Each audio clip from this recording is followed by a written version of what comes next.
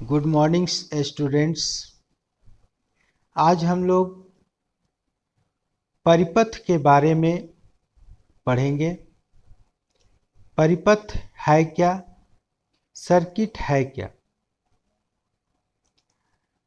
Circuit के लिए आवश्यक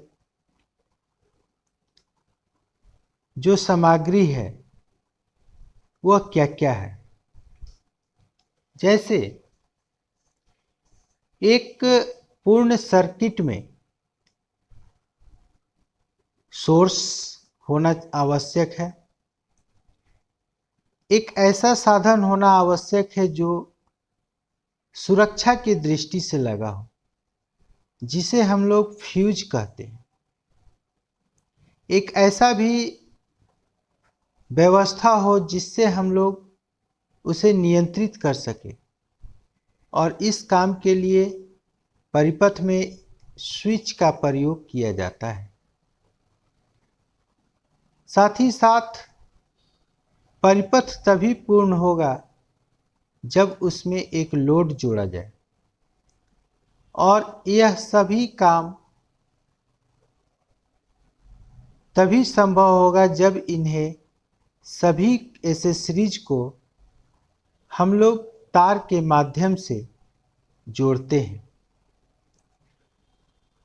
एक परिपथ में बनाने में हम लोग को आवश्यक जो ज़रूरत की चीज़ें हैं वह सोर्स, फ्यूज, स्विच, वायर और लोड है। अब हम लोग देखते हैं कि सर्किट को कितने प्रकार से बांटा जाता है। तो सर्किट को हम लोग 4 प्रकार से बांटते हैं। ओपन सर्किट, खुला परिपथ; क्लोज सर्किट, बंद परिपथ; शॉर्ट सर्किट, लघुपथ परिपथ; और लीकेज सर्किट, आंशिक परिपथ। इन चारों परिपथ में सबसे पूर्ण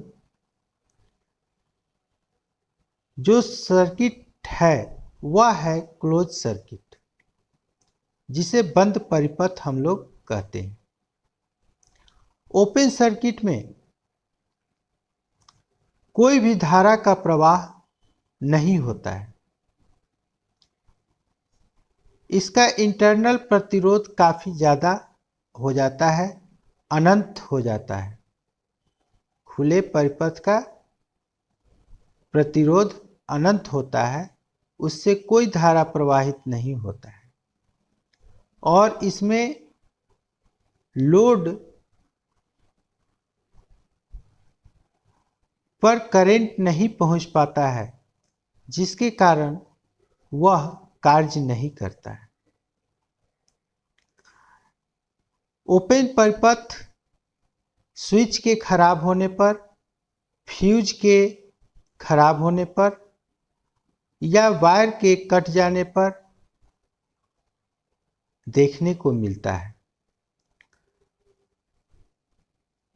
शॉर्ट सर्किट, लघुपथ सर्किट उस सर्किट को कहा जाता है जिसमें करंट का प्रवाह बहुत ही ज़्यादा होता है, क्योंकि इसका रेसिस्टेंस का मान, इस सर्किट के रेसिस्टेंस का मान शून्य हो जाता है, जिसके कारण इसमें बहुत ज़्यादा धारा प्रवाहित होता है। साथ ही साथ वायर बहुत ज़्यादा गर्म होता है, या सोर्स जो बैटरी हम लोग यूज किए हुए हैं वो बैटरी भी बहुत ज़्यादा गर्म होता है। एक चीज़ ध्यान रखने वाला बात यह है कि करंट प्रवाह करने के लिए अपने सबसे छोटे रास्ते का चुनाव करता है। अर्थात हम कह सकते हैं कि करंट का प्रवाह सबसे छोटे रास्ते से होता है। इस सर्किट में लोड पर से कोई काम नहीं करता है। तीसरा सर्किट है लीकेज सर्किट। इस सर्किट का प्रभाव हमको तुरंत देखने को नहीं मिलता है, क्योंकि इसमें आंशिक रूप से धीरे धीरे करंट का खपत ज़्यादा होता है। और अगर शुरू में इस सर्किट का पता हम लोग नहीं चला पाते हैं, अर्थात शुरू में इस सर्किट का पता अगर हमको नहीं चलता है, तो आगे चल कर करके यह शॉर्ट सर्किट का रूप ले लेता है। हम कह सकते हैं कि सामान्य अवस्था में लीकेज सर्किट से धारा प्रवाहित होता है, लेकिन धीरे धीरे लोड पर पहुंचने वाला करंट आंशिक रूप से पहले ही लघुपथ हो जाता है, जिसके कारण पूर्ण मात्रा में लोड पर करंट नहीं पहुंच पाता है। सबसे आदर्श सर्किट है क्लोज सर्किट, बंद परिपथ। इस परिपथ में लोड पर जितना करंट मिलना चाहिए उतना करंट पहुंचता है, जिसके फलस्वरूप लोड सही रूप से कार्य करता है।